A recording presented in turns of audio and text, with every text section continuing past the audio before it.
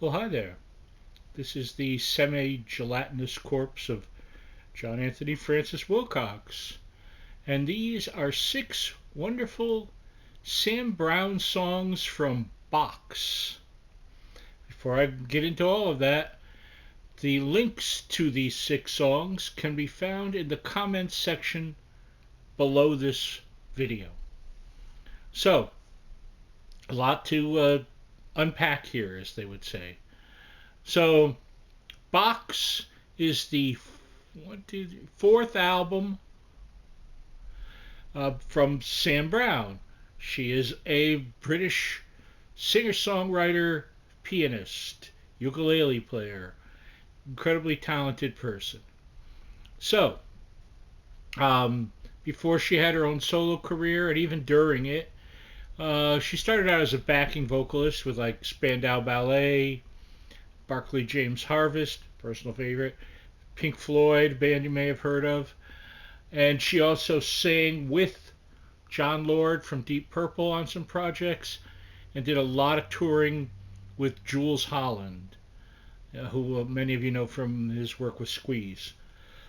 But he had a big band, and she was the singer in it for a bunch of years. Brilliant voice, one of my favorite voices in music, effortless range, um, great material. So, with all that set up, this is just one of my favorite albums by anyone. It's from 1997, and most of it, not all of it, but most of it is like, I'm going to say, pretty dark. Um, Not necessarily in terms of subject, although sometimes, but it just has this smoky sound to it. Very, the choice of instrumentation, the arrangements, and everything. Great. So let's talk about the songs. So, song number one is the title cut, Box. Um, I made Sam laugh talking about this. I love a line in this. The revulsion of the line, she could spit if you kissed her, just really stuck with me. Um, I mean, yikes. It's a. I'm trying to think of how to put it.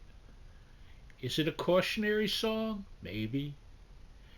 It's incredibly well sung. It's everything here is immaculately sung, immaculately played. Let's get that out of the way. But it's sort of, maybe it's a statement, maybe it's not. Figure it out, but give it a listen. So that's song number one, Box. Song number two is Ebb and Flow. Um, a lot of talk about life, I think, in here. There is ebb and flow, there is give and take, but there's only one world, so there's only one way. Interesting, fascinating piece, um, wonderful stuff. I like how the piano and the drums work together on this one. It has just a really a feeling of a cycling motion to it that matches the emotion of the song. So that is song number two, Ebb and Flow. Song number three is I Forgive You, that Sam wrote with Maria McKee, who was the lead singer of the band Lone Justice. And they wrote it together basically to try writing something together. And in fact, Maria McKee also recorded her own version of this. And it's lovely, but I perhaps biasedly vastly prefer Sam's take of it. Very kind of gospel within it, a little testifying going on. Soaring. It's a cliche word, but sometimes it's the right word. It's a soaring vocal. Um, you could tell she's not holding the damn thing back. Wonderful. This was also released as a single. I don't know that it did anything. Doesn't matter. It's a great song. Song number 3, I Forgive You. Now, so you know, songs number 4, 5, and 6 on the album are sort of a connected suite. So I'm putting them in order here. So song number 4 is called Embrace the Darkness, which the title can give you a feel of what you're in for. It's very kind of fragile and moody. Um, Fantastic, fantastic piece. Um, and I go back to it a lot. Go back to this 3 song suite quite a bit. And that is song number 4, Embrace the Darkness. Song number 5 is abbreviated TOES, T.O.E.S. Which stands for The Obligatory Earth Song. And it is. It's about the force of nature. Um, and it has that feeling.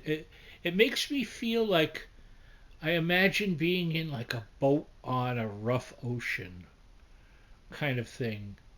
It definitely, you feel the water in the song. Um, Song number 5, the obligatory Earth song, Toes. And we finish up with song number 6, which is called Intuition, which is just so, it's so brilliant in so many ways. Um, Listen to those chord changes. Wow.